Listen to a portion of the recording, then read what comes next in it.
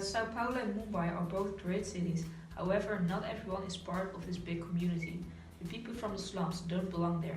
There's a clear border between the city and the slums. They have a different way of living as a result of poverty. The slums are known to be dangerous places due to criminality as a result of poverty. The differences weaken the relationship between people from the city and the people in the slums. And why do you say people from the slums don't belong there? Because I actually think that the people in the city, they will look really down on the people from the slums, like they have like a different point of view of the people who live there because they have a different way of living. Is it also your point of view, or that's what I think. Okay. Yeah. What I think that they're thinking. Yeah.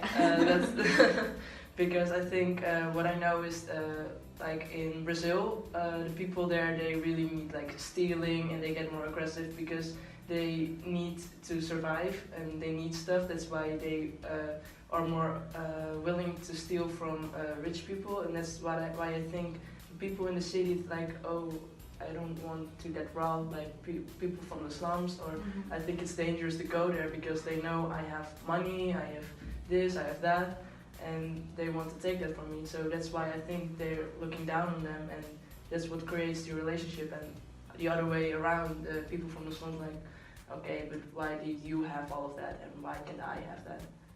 And do you think that you can find information about the thoughts of the people? I think that's really hard. Yeah, but, exactly, for the people from the slums.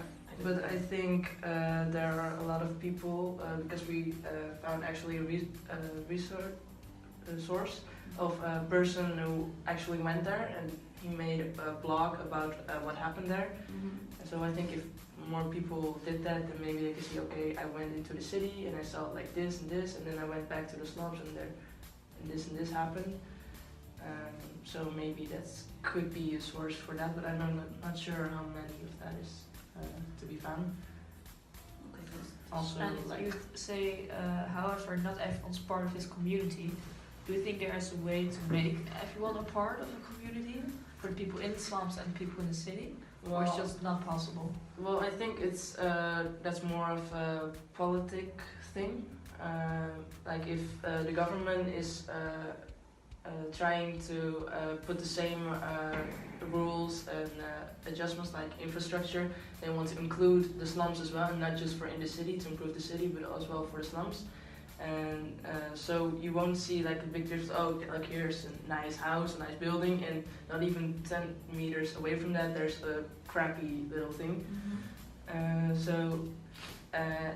And as soon as they actually have improved in their life, like they don't have to steal to survive, they don't have to work for 10 cents an hour, 10 cents a day or whatever, then they don't have to be like criminals and they can live normally. And the people in the city, they will accept them, and once they get like a normal house, they get normal water, then they're like, okay, now I do have a proper living, and now I also feel like I belong in the city. Do you think they can only get those things when the government helps them, or can they also make a future for themselves, a good future? I think they want to, they just don't know how they do it, because they don't have proper education, and generation on generation, people, their parents, they teach them on okay, this is how you survive. If you brush 10 shoes a day, you have maybe €1, and that's how you will survive. And if they teach that every child that, then they have a normal way of thinking, like, okay, this is how I'm going to live my life, because this is how my parents told me how to survive this living in the slums.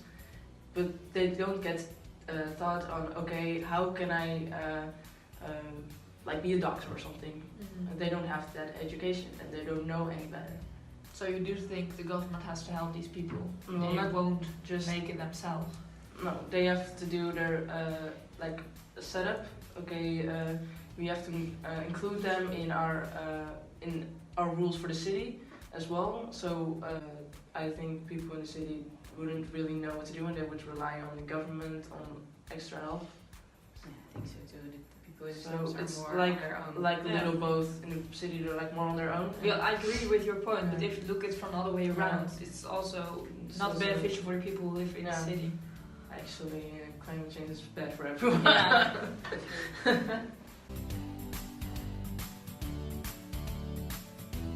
Okay, number 6. Globalization is a way to connect all people and countries with each other. For the ones who have more to give what? For the ones who have more to give more. The ones who don't have enough and have no idea how to get more. To solve this problem without causing conflicts because of different interests. How can we help the people from slums themselves? And how to reach others to give more? Yeah, it's a big question for myself. So your answer is, how do you think they can help themselves, and how do you think the people from the city can help them without a lot of money or something? Yeah. It's a question to myself because I wanted to research on that, because I know just giving people some money, that won't make it better. It's like when you can give someone a fishing net instead of money, they would buy fish. But with a fishing net they can grab more fish, and the next day they can grab fish again. So that's sort of a short example on how to do that. Because if you just give and give and give and give, and they just take and take and take and take, but then you will get a conflict, because they're like, okay, I'm giving you all of this, but I have to keep giving you. Well, I don't have to, but I want you because I want you to have a better life.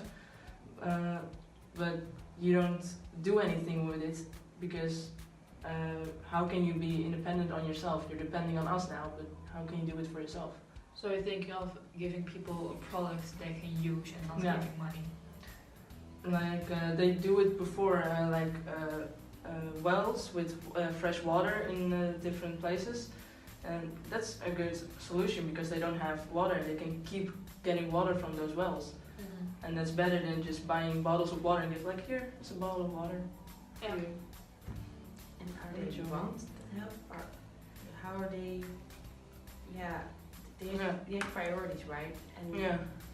do they have priority on more water or on more food or to Yeah, knowledge? different things, and I think education actually biggest thing you can, the best thing you can give them, because they will learn how to do it themselves, and they're not independent, and they don't have to depend on people who are helping them. They can pass on their knowledge to their kids and those to their kids, and instead of they're learning how to wash up shoes, they can learn how to make medicines, they can learn how to build houses, and that's how I think they Mhm.